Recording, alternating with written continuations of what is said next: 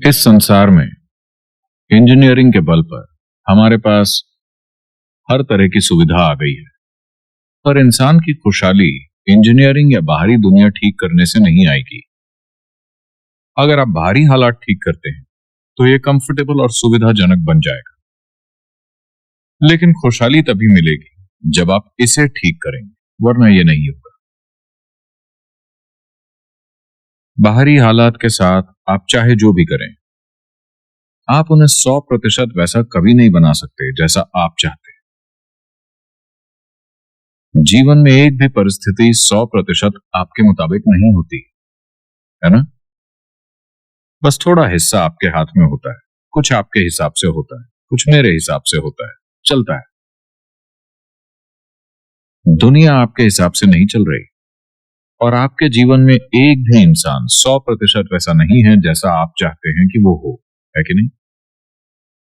आपके माता पिता, आपके बच्चे, आपके पति, आपकी पत्नी, आपके दोस्त, क्या कोई भी 100% वैसा है जैसा आप चाहते हैं? क्या कोई ऐसा है? आपका कुत्ता भी नहीं। आजकल तो वो भी मनमानी करते हैं, है ना। कोई भी आपके हिसाब से नहीं होता। ये समस्या नहीं है। समस्या ये है कि ये आपके हिसाब से नहीं हो रहा, यही समस्या है ना। अगर ये आपके हिसाब से हो रहा हो तो आप इसे कैसे रखना चाहेंगे?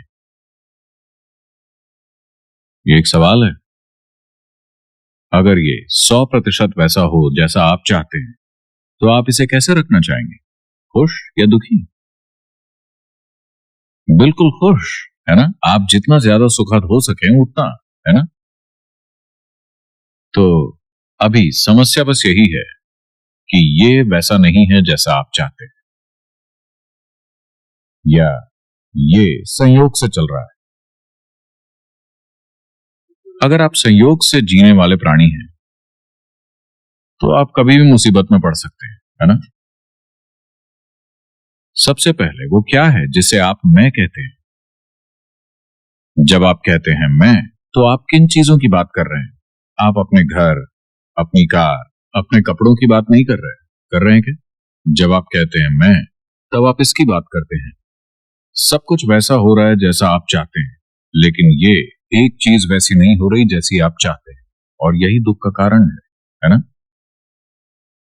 हर काम, आप जो भी काम करते हैं, आपका बिजनेस, आपने बिजनेस क्यों शुरू किया, आपने परिवार क्यों बनाया, आप करियर क्यों बनाना चाहते हैं, आप जो कुछ भी कर रहे हैं उसे क्यों कर रहे हैं?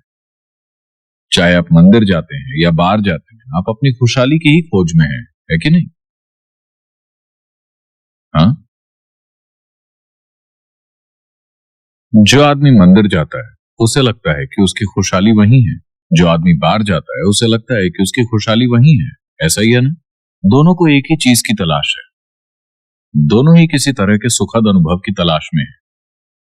कुछ लोग स्वर्ग जाना चाहते हैं, क्यों? क्योंकि विज्ञापनों में हमेशा कहा गया है कि स्वर्ग बहुत ही सुखद जगह है। अगर वो कहते कि स्वर्ग बड़ी दुख भरी जगह है, क्या आप वहां जाना चाहेंगे? तो चाहे आप ये कर रहे हो या वो, चाहे आप यहां रहना चाहते हो या स्वर्ग जाना चाहते हो, आप हमेशा सुखद अनुभव की तलाश में ही हैं। खासकर अब ये सब तो ठीक है, लेकिन मैं अपने भीतर खुश कैसे रहूं? क्या आप मेरी सास से मिले हैं? क्या आपने मेरे बॉस को देखा है? मैंने उन सबको देखा है। खासकर अगर आपका बाहरी माहौल बुरा बन गया है, तो क्या ये और भी ज्यादा जरूरी नहीं है कि आप अपने भीतर खुशी कायम रखें? किसी वजह से अगर बाहरी माहौल बुरा बन गया है, तो ये और भी ज्यादा जरूरी हो जाता है कि आप अपने भीतर का सुख और खुशी कायम रखें, क्योंकि बाहरी खुशी के लिए कई चीजों और लोगों के सहयोग की जरूरत होती है। कभी आप मैनेज कर लेते हैं, कभी नहीं कर पाते, लेकिन आपकी भीतरी खुशी सिर्फ एक व्यक्ति पर निर्भर है, आप। इस एक चीज को आपके हिसाब से होना चाहिए, है ना। हो सकता है कि दुनिया सहयोग ना करे, लेकिन मैं पूछ रहा हूं कि क्या आप अपनी खुशहाली के लिए सहयोग करेंगे?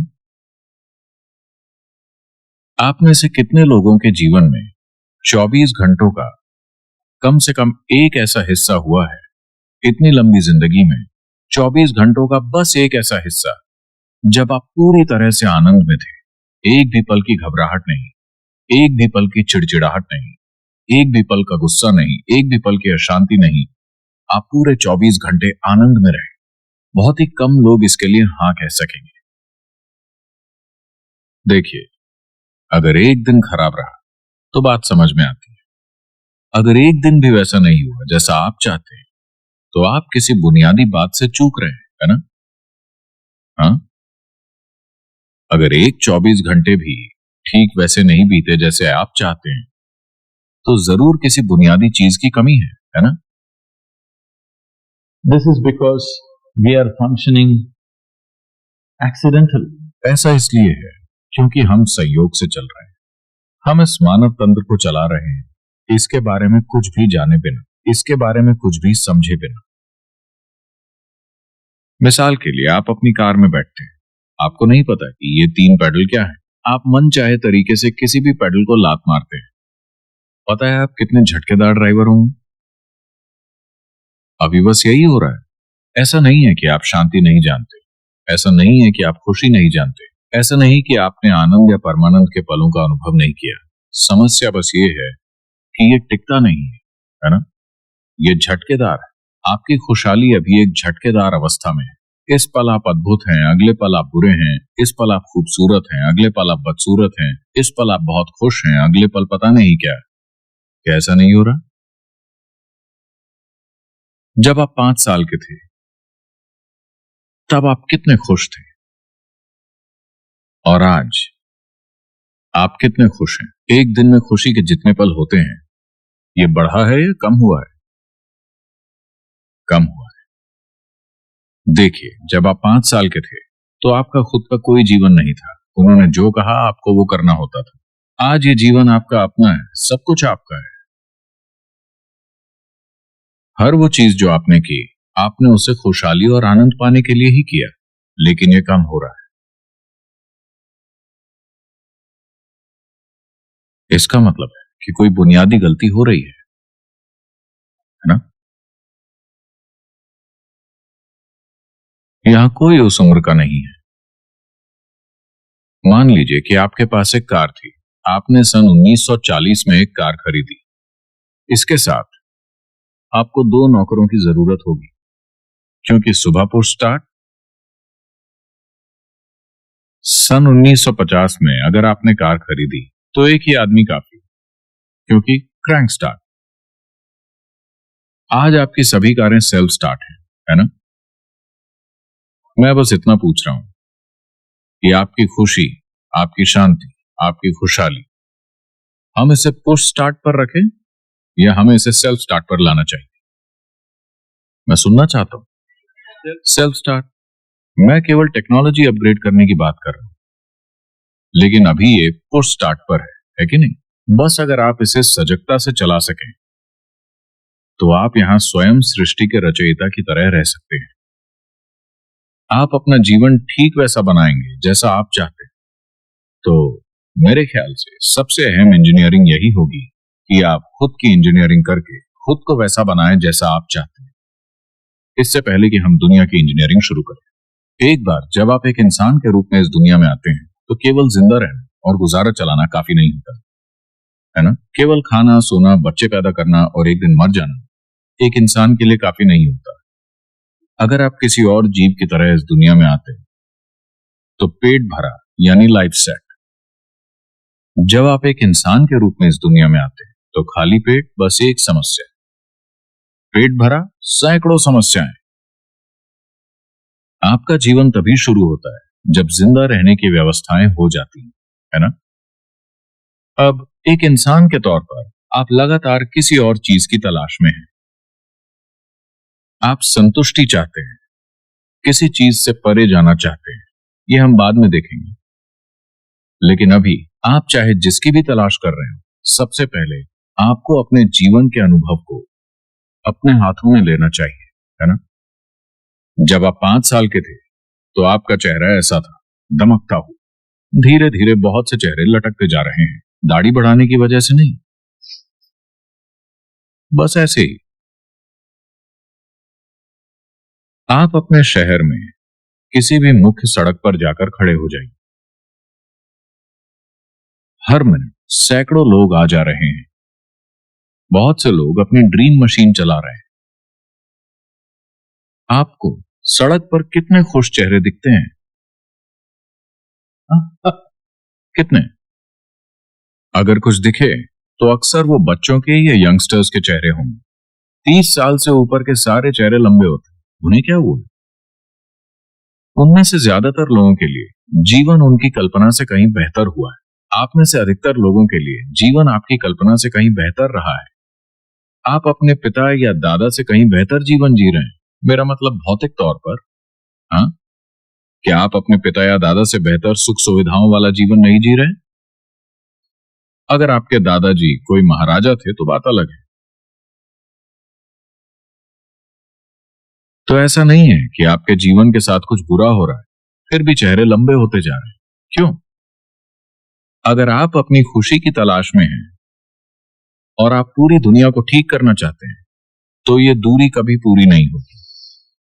If you turn around, it is right here. Because the basis of your experience is within you. अगर आप मुड़कर देखें तो ये यही है, क्योंकि आपके अनुभव का आधार आपके भीतर ही है। तो हम बात कर रहे हैं अपने भीतर की ओर मुड़ने की। ये एक आसान तरीका है। अपने भीतर की ओर मुड़ने की एक आसान तकनीक है। अगर आप अपने भीतर मुड़कर अपने अनुभव के आधार की लगाम थाम लें, तो फिर क्या मुझे आपको बताना होगा, प्लीज खुशी चुनिए, दुख मत चुनिए? क्या आपको ऐसे ग्रंथ की जरूरत होगी? क्या आपको ऐसी शिक्षा की जरूरत होगी? अगर आपके पास चुनाव होता तो आप निश्चित तौर पर अपने लिए सुख चुनते। इस बारे में कोई सवाल ही नहीं है। अभी परेशानी यह है कि आपने अपने चुनाव को खो दिया है। आपने ये चुनाव क्यों खो दिया? ऐसा सिर्फ इसलिए हुआ क्योंकि इस तंत्र की बुनियादी बातों को समझे बिना आप इसे चलाने की कोशिश कर रहे हैं। आपके भीतर जो हो रहा है यह संयोग से नहीं होना चाहिए। इसे आपकी इच्छा से होना चाहिए, संयोग से नहीं, है ना? क्योंकि ये जीव अभी संयोग से चल रहा है। हम तरह तरह की विश्वास प्रणालियां अपनाते जा रहे हैं। अब ये कोई विश्वास प्रणाली नहीं है, ये कोई फिलॉसफी नहीं है, ये कोई शिक्षा नहीं है, ये एक टेक्नोलॉजी है। आपको इसका उपयोग करना सीखना होगा। जब तक आप इसका उपयोग करना नहीं सीखते, ये काम नहीं करेगी। और आज की इस वीडियो में हम बात करने वाले हैं एक बहुत ही अमेजिंग बुक के बारे में, जिसका नाम है दोस्तों inner engineering, a yogi's guide to joy. दोस्तों इस बुक के ऑथर हैं सदगुरु, और आज की इस वीडियो में हम उनकी इस बुक को डीपली समझने वाले हैं। तो दोस्तों चलिए चलते हैं हमारी कंप्यूटर स्क्रीन पर। 2016 में लिखी इनर इंजीनियरिंग नाम की इस किताब को पढ़ करके आप अपनी लाइफ के अंदर सच्चे सुख और शांति को प्राप्त करने के रास्ते के बारे में जान सकते हैं। दोस्तों इस किताब में दिए गए लेसन्स के माध्यम से लेखक जग्गी वासुदेव, जिन्हें अक्सर हम सदगुरु के नाम से भी जानते हैं, वो ये संदेश देना चाहते हैं कि जिस खुशी को हम बाहरी वस्तुओं में ढूंढते रहते हैं वो असल में हमारे अंदर ही होती है। बस जरूरत है तो दोस्तों अपनी अंतरात्मा में झांक कर उसे प्राप्त करने की। जग्गी वासुदेव वो एक भारतीय योगी हैं जिन्होंने ईसा फाउंडेशन की स्थापना की है, जो दुनिया भर में योग का प्रचार करते हैं। दोस्तों सदगुरु एक आत्मज्ञानी योगी, दिव्य दृष्टि लेखक, कवि और एक अंतर्राष्ट्रीय ख्याति प्राप्त वक्ता हैं। अन्य योगियों की तरह उन्होंने अपने जीवन में वैराग्य को अपनाने की बजाय उन्होंने आध्यात्मिकता के मार्ग पर चल करके जीवन में सुख और शांति प्राप्त करने के मार्ग को चुना। उन्होंने कई लोगों के जीवन में आध्यात्मिकता का प्रकाश फैलाया। उन्हें भारत के 50 सबसे ज्यादा प्रभावशाली लोगों की सूची में शामिल किया जा चुका है। सदगुरु कई प्रमुख अंतर्राष्ट्रीय मंचों पर जैसे संयुक्त राष्ट्र संघ, विश्व आर्थिक मंच, UK house of Lord, Ted talks etcetera और भी बहुत सारे अंतर्राष्ट्रीय मंचों पर प्रभावशाली वक्ता के रूप में हिस्सा ले चुके हैं। उनका जन्म 3 सितंबर 1957 में हुआ था। उनके पिता इंडियन रेलवे में काम करते थे और वो अक्सर अपने पिता के साथ एक जगह से दूसरे जगह जाते थे, जिसके कारण उन्हें यात्रा रोमांच से प्यार हो गया था और इनके मन में चीजों के बारे में जानने की जिज्ञासा पैदा हुई। एक बच्चे के रूप में उन्हें प्रकृति से बहुत ज्यादा प्यार था और वो अक्सर घर के पास के जंगलों में भाग जाते थे और घंटों तक जंगल में बैठे रहते थे। कभी कभी तो दिन भर जंगल में ही रहते थे। एक युवा के रूप में उन्हें एक मोटरसाइकिल से प्यार हो गया था और उन्होंने मोटरसाइकिल पर देश के विभिन्न हिस्सों की यात्रा की और अपने उन्हीं अनुभवों को उन्होंने इस बुक के अंदर साझा किया है। दोस्तों, आगे हम बात करते हैं कि हमें ये किताब क्यों पढ़नी चाहिए। इस भाग दौड़ से बड़ी दुनिया के अंदर हर व्यक्ति इतना उलझा हुआ है कि खुद के अंदर झांकने की उसे फुर्सत ही नहीं है। जितने उलझे हम खुद हैं, उससे भी कहीं ज्यादा उलझे हैं हमारे विचार, जिसके कारण से आज के समय में मानसिक शांति और सुख प्राप्त करना बहुत कठिन हो गया है। यूं तो आजकल योग मानसिक शांति प्राप्त करने के लिए बहुत प्रचलित हो गया है, लेकिन फिर भी ज्यादातर लोगों के लिए योग मात्र शारीरिक तंदुरुस्ती प्राप्त करने का एक जरिया है। लेकिन योगी कहते हैं कि योग बस एक शारीरिक तंदुरुस्ती का जरिया नहीं है, बल्कि इससे हम मानसिक शांति और आंतरिक खुशी भी प्राप्त कर सकते हैं। इस किताब के जरिए योगी ने ज्ञान उदय के उन रहस्य को उजागर किया है जो कि इस आधुनिकता से भरी हुई दुनिया में कहीं खो सी गई है। इस वीडियो समरी को देखने के बाद आपको आंतरिक शांति, सुख और संतोष को प्राप्त करने का मार्गदर्शन मिलेगा। अगर आप अपने जीवन के गहन सत्यों को जानना चाहते हैं, अगर आप सफलता की ऊंचाइयों को छू करके भी जीवन में असंतुष्टि का सामना कर रहे हैं, अगर आप एक नास्तिक व्यक्ति हैं दोस्तों, जो आध्यात्मिकता को एक मौका देना चाहते हैं, तो ये वीडियो समरी आपके लिए है। इस वीडियो समरी में आप सीखेंगे कि क्यों आपको अपने खान पान का विशेष ध्यान रखना चाहिए, किस पर्वत की ऊंचाई पर पहुंच करके आप आध्यात्मिकता के नए आयाम को छू सकते हैं और अपने अंदर आनंद और उत्साह का निर्माण कर सकते हैं। दोस्तों, आगे इस किताब में सदगुरु कभी न खत्म होने वाली संतुष्टि का स्रोत हमारे अंदर ही छुपा है, उसके बारे में बताते हैं। इस प्रतियोगिता से भरे हुए जीवन में हमें अक्सर देखने को मिलता है कि कई लोग सफलता की बुलंदियों पर बैठ करके भी खुश और संतोष का अनुभव नहीं कर पाते। तो आखिर ऐसी क्या वजह है जो सफल होने के बाद भी उस सफलता की खुशी नहीं मना पाते? ऐसा इसलिए है क्योंकि खुद को भुला करके सफलता की ओर ध्यान देना कारगर तो है, लेकिन कुछ ही समय के लिए, क्योंकि जिस सफलता की चाह में हम अपने आप को भुला देते हैं, उसे हासिल करने के बाद हमें यह एहसास होता है कि इसके लिए हमने क्या कुछ खो दिया है। इस बात को समझने के लिए भारत में एक कहानी बहुत ज्यादा प्रचलित है। लेखक ने भी अपनी इस किताब में उस कहानी का विवरण किया है। कहानी इस तरह से है दोस्तों कि एक बार एक पक्षी ने बैल से कहा कि मेरे पंख कमजोर हो गए हैं, अब मैं पेड़ पर बैठ करके प्राकृतिक नजारों का आनंद नहीं ले सकता। बैल ने उसकी समस्या का समाधान करते हुए कहा कि तुम मेरे गोबर को रोज थोड़ा थोड़ा खा लिया करो, इससे तुम्हें ताकत मिलेगी और तुम उड़ सकोगे। चिड़िया ने ऐसा ही किया और बैल द्वारा बताया गया तरीका काम कर गया और वो उड़ करके पेड़ पर बैठ गई। उसकी चहचहाने की आवाज सुन करके किसान का ध्यान उसकी ओर गया। इतने तंदुरुस्त और रसीले पक्षी को देखकर उसने उसे मार करके खा लिया।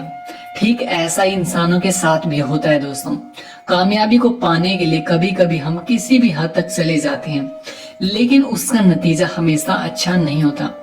सच्चे संतोष को पाने के लिए हमें दुनिया को अपनी अंतरात्मा के नजरिए से देखने की कोशिश करनी चाहिए, लेकिन अक्सर लोग दुनिया को बाहरी नजरिए से देखते हैं और इसी बाहरी दुनिया में अपनी खुशियों को तलाशते रहते हैं।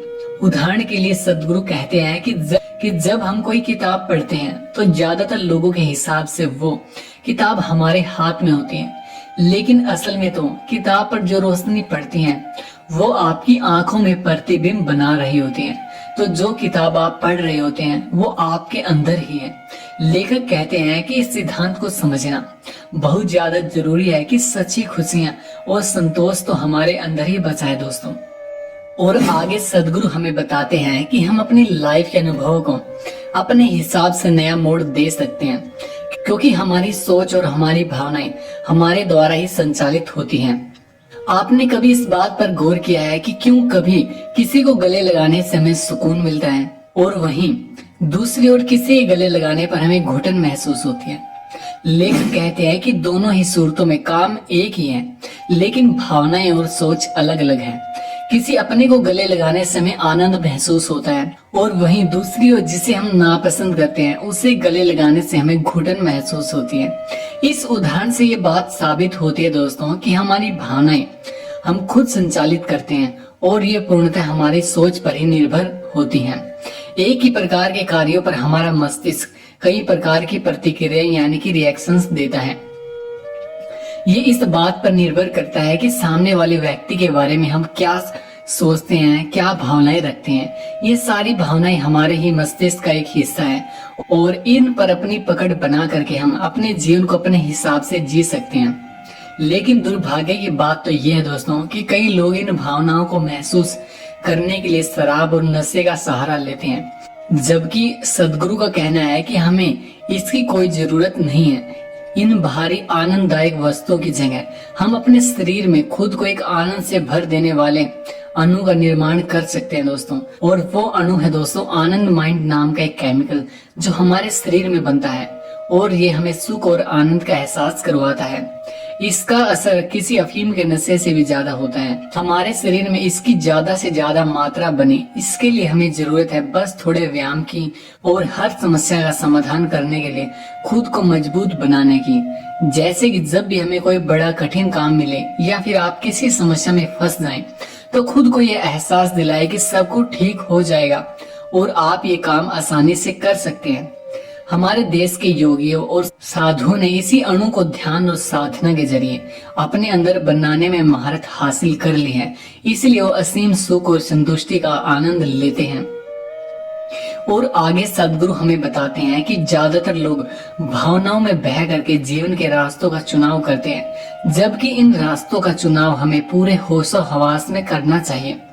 ज्यादातर लोगों की आदत होती है कि जो बात उन्हें दर्द और दुख की अनुभूति करवाती है वो उसको खुद ही भुलाना नहीं चाहते और उसी कहानी को बार बार अपने दिमाग में दोहराते हैं।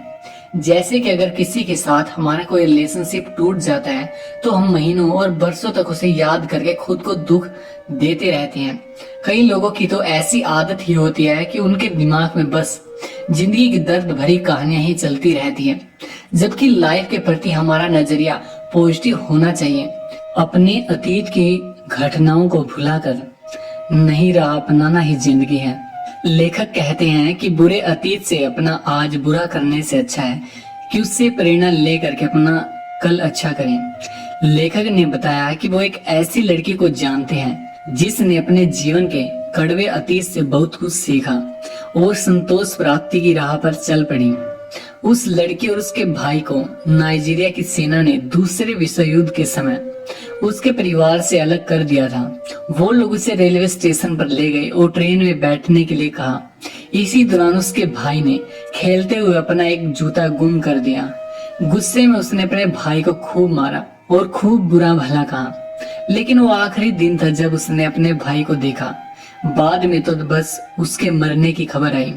इस सदमे से टूटकर बिखरने के बजाय उसने ये सीखा कि जीवन बहुत छोटा है, क्या पता कब आप किसी से आखिरी बार मिल रहे हों, इसलिए सबसे मुस्कुरा कर मिले ताकि बाद में पछतावा ना हो। इस सीख ने उस लड़की की लाइफ को पूरी तरह से बदल दिया। इस बदलाव से उसे आंतरिक संतोष की अनुभूति हुई। उसके बाद सदगुरु हमें बताते हैं कि हमारी जिम्मेदारियां हमारी आजादी को और भी ज्यादा बढ़ा देती हैं। जब हम जिम्मेदारियों के बारे में सोचते हैं तो हमारे मन में सबसे पहले ये बात आती है कि जिम्मेदारी हमें बंधनों में बांध देती हैं। इसीलिए लोग जिम्मेदारियां उठाने से डरते हैं। लेकिन इसके विपरीत सदगुरु कहते हैं कि जिम्मेदारियां तो हमारे जीवन में विकल्पों को बढ़ा देती हैं। इसके उदाहरण स्वरूप समझाने के लिए सदगुरु कहते हैं कि मान लीजिए आपको विश्व भ्रमण पर जाना है और आप अकेले बिना किसी जिम्मेदारी के हैं, तो आपके पास एक ही विकल्प है। लेकिन अगर आपके ऊपर पूरे परिवार की जिम्मेदारी हो तो आपके पास ढेर सारे विकल्प हैं। जैसे आप उन्हें भी अपने साथ ले जा सकते हैं या उनके साथ ही घर पर रुक सकते हैं या फिर अकेले जा सकते हैं। तो आपके सामने इतने सारे विकल्पों में से किसी एक विकल्प को चुनने की आजादी है। जिम्मेदारियों से पीछा छुड़ाने से अच्छा है उन्हें निभाना सीखना, क्योंकि जरूरी नहीं है कि जिम्मेदारियां आपके बोझ को बढ़ाएं, बल्कि जिम्मेदारियों के होने से व्यक्ति ज्यादा अनुशासित और सही निर्णय ले सकता है। जीवन की सच्ची पहचान जिम्मेदारियों से ही होती है और बिना जिम्मेदारी के जीवन दिशाहीन हो जाता है। जिम्मेदारियों को निभाने की बात सिर्फ परिवार तक ही सीमित नहीं रहती, बल्कि देश और समाज के प्रति भी हमारी जिम्मेदारियां होती हैं। जब देश के किसी कोने में कोई तूफान या फिर बाढ़ जैसी प्राकृतिक आपदा आ जाए तो हाथ पर हाथ रखकर बैठने की बजाय हमें कोशिश करनी चाहिए और उन लोगों की मदद करने के तरीकों को ढूंढना चाहिए। अगर आप पूरे जतन से कोशिश करने के बाद भी मदद का जरिया नहीं ढूंढ पाते तो भी कम से कम आपके दिल में कोशिश करने का सुकून तो रहेगा।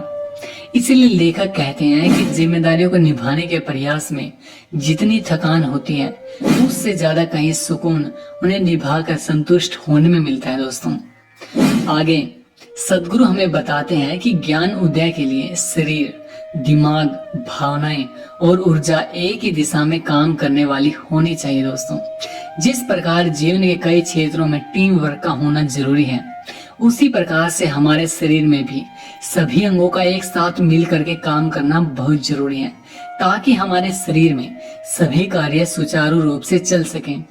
इसीलिए सद्गुरु का कहना है कि ज्ञान प्राप्ति के लिए हमारे शरीर, ऊर्जा, भावनाएं और हमारे मस्तिष्क का एक ही दिशा में मिल करके काम करना जरूरी है, क्योंकि इन सब के संगम से जो ऊर्जा उत्पन्न होगी वही हमें सच्चे ज्ञान की ओर ले जाएगी।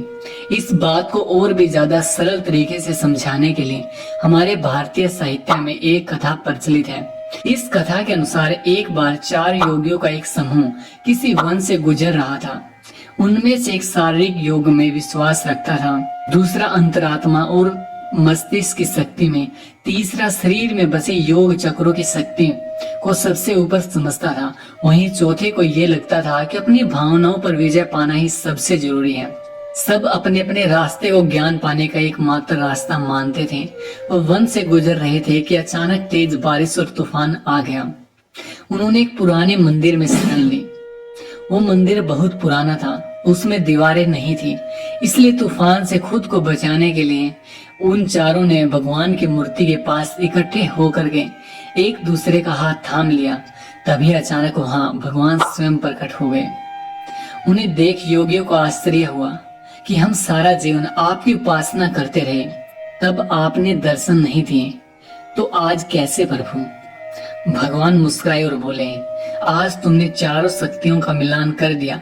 जब मन, शरीर, भावनाएं, ऊर्जा इन सभी का मिलन होता है तभी सच्ची भक्ति और ज्ञान का मार्ग खुलता है। इस कहानी से प्रेरणा लेते हुए हम भी जीवन में इन 4 आवश्यक तत्वों को एक ही दिशा में कार्य करने के लिए अनुकूल बना सकते हैं। सद्गुरु कहते हैं कि इनमें से एक ने भी अगर संतुलन खोया तो आप अपने मार्ग से भटक सकते हैं। अगले सबक में हम जानेंगे कि हम कैसे इन चारों का संतुलन योगा के जरिए बना सकते हैं। हमारा शरीर असीम शक्ति और संभावनाओं का केंद्र है, क्योंकि ये धरती और ब्रह्मांड का एक हिस्सा है। दोस्तों इस बात को समझना बहुत ज्यादा मुश्किल है कि हम धरती का ही एक हिस्सा हैं। जब हम माँ की कोख में एक भ्रूण के रूप में आए थे तब भी माँ के खाने से ही हमें जीवन मिला था और वो खाना धरती माँ का ही दिया हुआ था। इस बात से ये साफ होता है कि हमारे अस्तित्व के आरंभ से लेकर के हमारी मृत्यु तक हम धरती से जुड़े हुए हैं। जब भी धरती माँ या हमारे आसपास के वातावरण में कोई बदलाव आता है तो उसका असर हमारे शरीर पर भी दिखाई देता है। सद्गुरु अपने जीवन का एक वाक्य सुनाते हुए कहते हैं कि एक बार उन्होंने चिक गोवड़ा नाम के एक व्यक्ति को अपने खेतों में काम करने के लिए रखा। वो गूंगा और बहरा था, लेकिन बहुत ज्यादा मेहनती था। एक बार उसने काम करते हुए अचानक काम करना बंद कर दिया, सब सामान इकट्ठा करना शुरू कर दिया। सद्गुरु के पूछने पर उसने बताया कि बारिश आने वाली है। सद्गुरु हैरान हुए कि इतने साफ मौसम में भी बारिश, लेकिन उसकी बात मानते हुए सद्गुरु ने काम बंद कर दिया। बस कुछ ही देर के बाद सच में बारिश की झड़ी लग गई। चिक गोवड़ा ने सद्गुरु को बताया कि वो मौसम के बदलाव को अपने शरीर में महसूस कर सकता है और ये बात सच है। इस ब्रह्मांड में होने वाले हर एक बदलाव हमारे शरीर को भी प्रभावित करते हैं। सद्गुरु का कहना है कि चिक गोवड़ा की तरह हम भी अपने शरीर के ऐसे बदलावों को महसूस करने का प्रशिक्षण दे सकते हैं। आगे सद्गुरु हमें बताते हैं कि हमारा बौद्धिक ज्ञान कई बार जीवन के सच्चे अर्थ को समझने में बाधक बन जाता है। ये सच है कि विज्ञान ने इंसान के जीवन को बहुत से तोहफों से नवाजा है, लेकिन एक सच ये भी है कि विज्ञान कई बार हमारी आंखों पर ज्ञान की एक ऐसी चादर डाल देता है कि कुछ आध्यात्मिक सच्चाइयों को समझना हमारे लिए कठिन हो जाता है। इन आध्यात्मिक रहस्यों की गहराइयों में झांके बिना हमें जीवन का सच्चा आनंद मिलना मुश्किल है। ग्रीक में कही जाने वाली एक छोटी सी कहानी इस बात को और अच्छे से समझाती है। इस कहानी के अनुसार एक बार महान फिलोसोफर एरिस्टोटल समुद्र तट के किनारे घूम रहे थे। शाम का सुहाना मौसम था, लेकिन वो अपने ही विचारों में खोए हुए थे।